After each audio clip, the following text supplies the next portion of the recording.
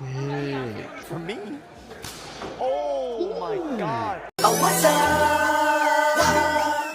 Oh, what's up? Yo, what up? It's Amaj back at another video. Today we're about to be reacting to a video by Tap Out Corner, and the video is gonna be on when wrestlers snap.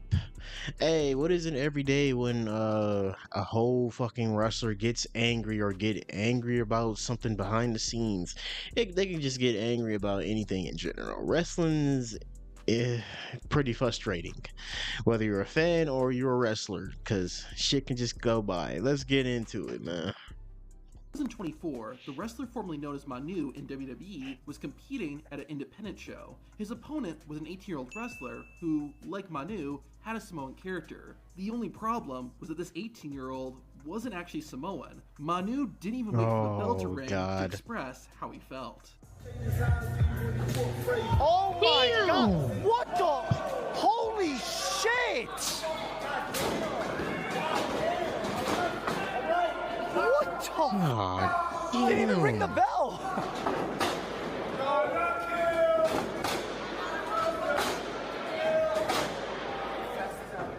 bitch. Oh my God. Keep him away from me. Oh my God. Wait, what? Oh my God.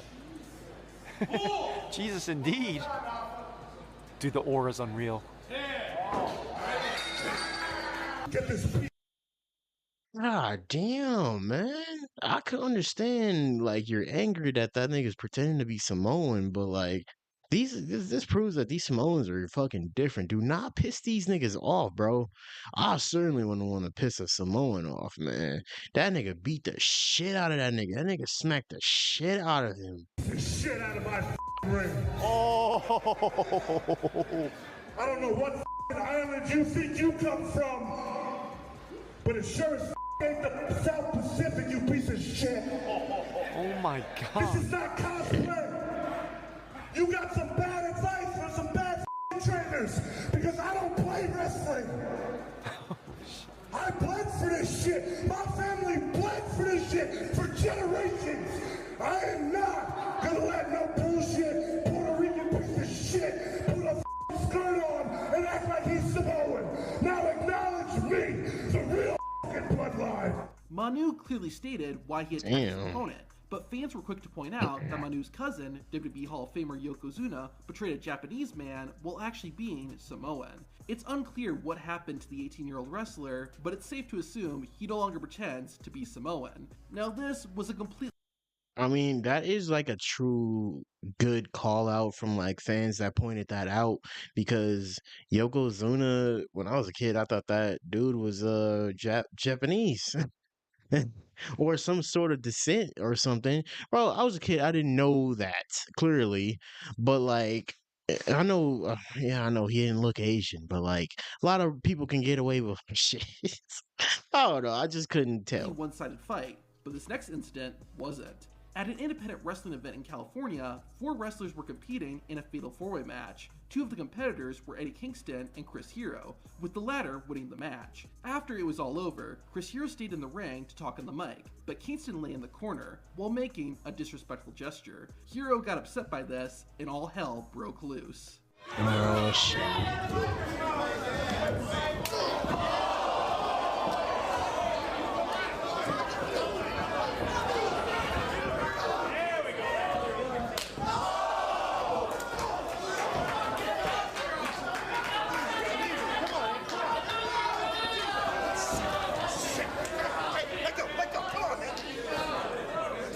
Damn.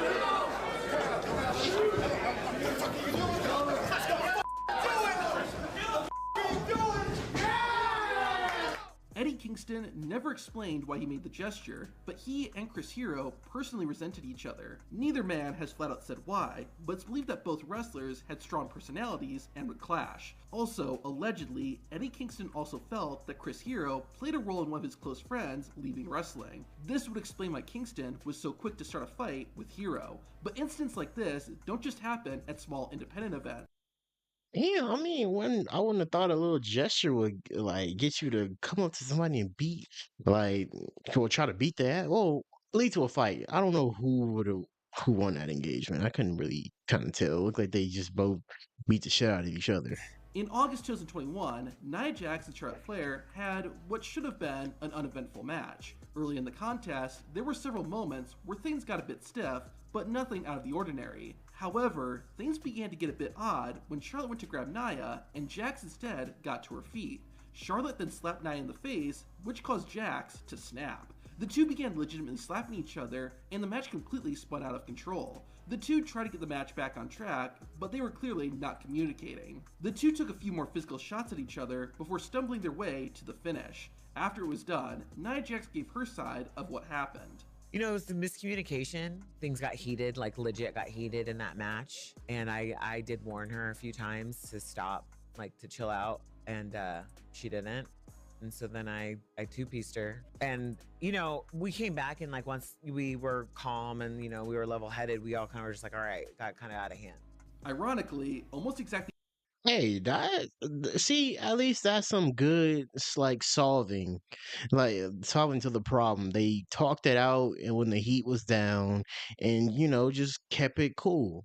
Like a lot of these wrestlers are not doing that, especially in those first two clips. 8 Jesus. years earlier, a similar incident happened on Monday Night Raw. In August 2023, WWE pitted Sin Cara against Alberto Del Rio. Less than a minute after the bell rang, Sin Cara performed a suicide dive. Upon impact, the masked wrestler called for the referee. The move had dislocated Sin Cara's finger, and the match was called off. Alberto Del Rio was frustrated by this and began legitimately attacking Sin Cara, forcing the referee to physically intervene to stop Alberto. After the incident, Del Rio explained why he got so angry and what happened when he and Sin Cara got backstage. You lazy bastard, stop the match because you broke one of your fingers. I got really mad and I threw him inside the ring and I kicked him for real. But of course, after the match, I said, hey man, I'm sorry, but you're just lazy. What happened? Where's your heart? Where's your pride for the business? And he was like, well, you know, I just don't want to be here anymore. And I said, well, then leave, brother. And he did. He quit the company like 2 weeks after. In 2003, an independent Damn. I mean, to look at that, he really is right. If you really don't want to be there, you go have to like just quit, bro. But like, I mean, I kind of get Del Rio's side of the story. You just like fucking dislocated your finger. Wrestlers have like wrestled in a whole match. Look at Triple H, tore a quad, wrestled the whole match, toughed it out, and a lot of wrestlers have did a lot for the business. Just kept on wrestling, and like I can get how that's like more disrespect. wrestler named Masada got an opportunity to wrestle in WWE. His opponent was Maven, and the two were meant to have a simple match, with Maven getting the win. After performing a neckbreaker, Masada covered Maven using his right foot. Maven immediately broke character and took Masada to the mat. The scuffle ended quickly, and the two got the match back on track. Maven would address the incident directly on his YouTube channel. You see me in the corner throwing fists. I wasn't stiff with those fists. I wasn't hitting him. I wasn't trying to hurt him in any way. I was just trying to let him know that there is absolutely no way I could stand for him covering me that way. Why did I do that? Because in my head, I was imagining Arn Anderson asking me why I would let someone not named Chris Jericho put his foot over top of me. In our business, that's a very derogatory way to cover somebody. Typically, it's the rookie wrestlers who Yeah, get it is humbled by the disrespectful. veterans, but That is disrespectful. Putting your foot on somebody and you not like a good prominent name, and you just like coming into the company probably like as some sort of job or like a no name or whatever, and then you putting your foot on like another wrestler that probably like has been wrestling for a couple of years. That will put a bad taste in my mouth if I was an employee there. Now what happened in this next incident. In 2005, wrestling legend Rick Steiner was competing in a tag team match in Florida. One of Steiner's opponents was a man named Vordell Walker. Once Walker got tagged in, Steiner instantly began taking liberties with the young wrestler. However, what Rick Steiner didn't realize was that Walker was a legit MMA fighter. Once Vordell had enough, he began fighting back and started grappling with the wrestling veteran. Oh, Walker shit. eventually managed to take Steiner to the mat and put him in a hold. After a bit, both men got back to their feet, with Steiner looking exhausted. Walker tagged out, but that wasn't the end of it. Go back.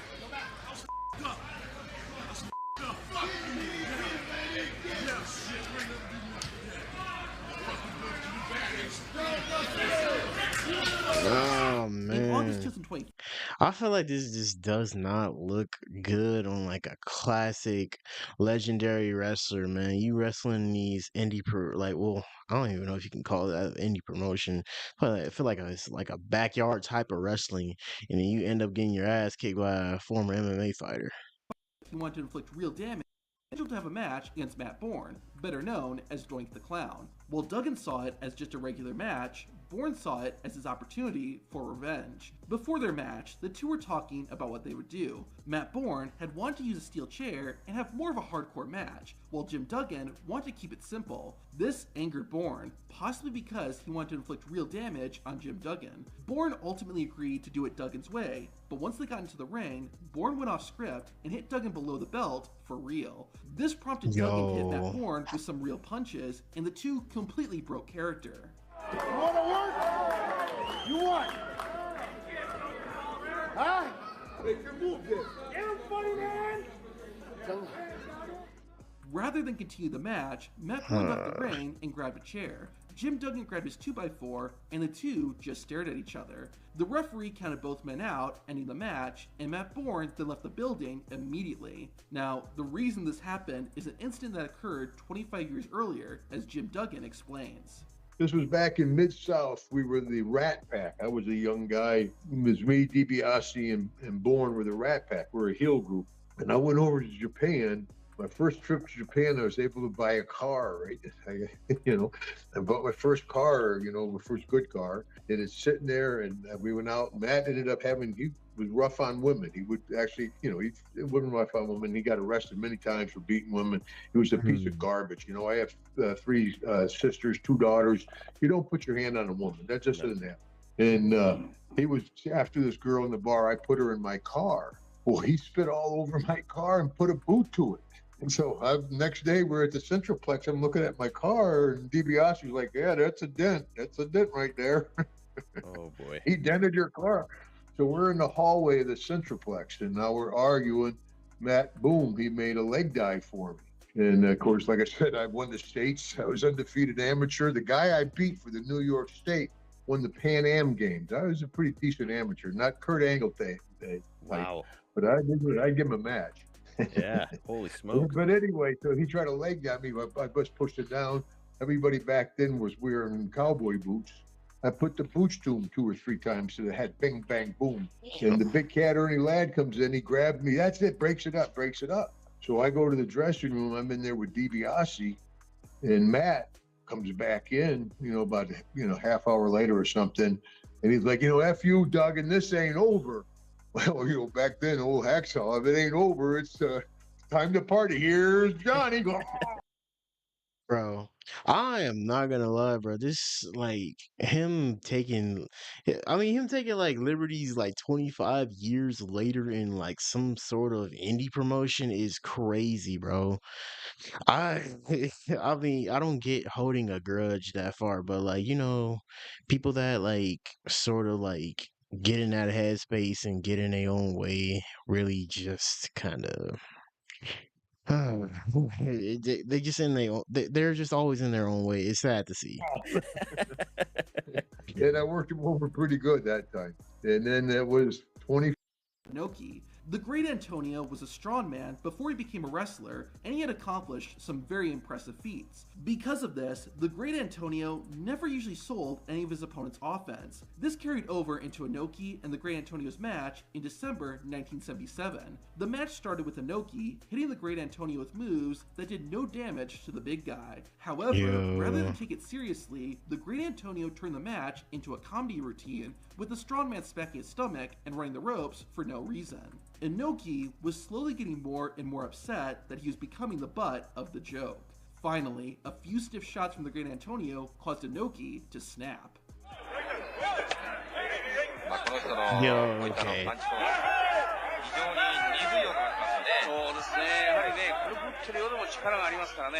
Inoki took his opponent to the ground and began kicking the Great Antonio in the head. The repeated blows left the Great Antonio a bloody and barely conscious mess. The referee ended the match by calling it KO, giving Inoki the win. This put I sort of get that too. Like you're just sort of, I mean, you're hitting me out of nowhere when it's not a fucking work. That shit is out, nigga.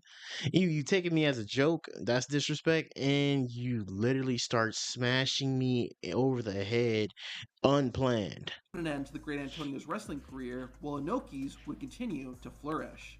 Decades later, a similar incident would unfold that also took place in Japan.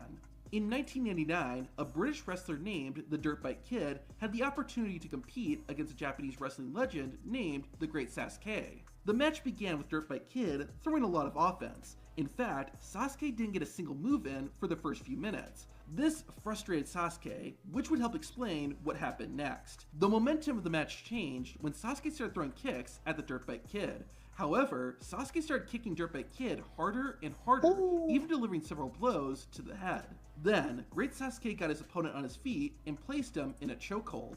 Within seconds, the British wrestler was tapping out, and the referee was begging Sasuke to release the hold. Sasuke eventually let go, and the fight was over. About 5 years after the incident, the Dirtbike Kid explained what happened behind the scenes. My first match on the tour was scheduled to be against Sasuke, and it wasn't until the guys were warming up in the ring before the show started that I began to smell a rat, and a pretty big one. Sasuke had come up to me and basically told me that our match was only going to go 5 minutes. Now, straight away, I wasn't happy, but I didn't show it. You see, none of this was agreed when I signed my contract, and apparently, I heard that they didn't like me trying to negotiate with them. Sasuke said that I was going to dominate him for a while, and then he would fight back in a real flurry and spin kick me for his big quick effing submission finish.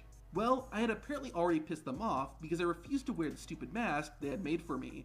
Now, sorry, but the Dirtbike Kid isn't a masked wrestler, so why the F do they want me on a masked man tournament? I managed to compromise with them and say that I'd wear it to the ring only and then rip it off, where I'd wear the usual biking face mask that I usually wear during my ring entrance. They didn't like it, I could tell, but they agreed to it. This incident basically put an end to the Dirtbike Kid's career, but this isn't the first time this has happened. To hear about— Bro, this put an end to this nigga's career. I mean, I could sort of get why, because you got like fucked up. But like, I thought this was like an unplanned ass moment, bro. These moments really got serious, especially that fucking first clip. He beat the shit out of that dude. But like I said, fans got knowledge and will call you out on like shit that happened in the past, and will think around all of this stuff, because like, I mean, they did have a point. He did dress up like as Japanese, so you can't really do nothing there. But well, these are some really pretty great moments, bro. Like, especially just seeing all this drama flare up, and I never really knew about all this shit. There's some crazy ass shit. And the 25-year-old feud from these old niggas is just wild, bro. You hold a grudge for that long, and you just thinking and debating about that, bro. But hey, go check out Tap Out Corner and like and subscribe to me if you enjoyed my reaction to it. And go check out my other WWE videos, and I'll catch you guys in the next video, and we're on the road to 450. He was the best guy around. What about the people he murdered? What murder?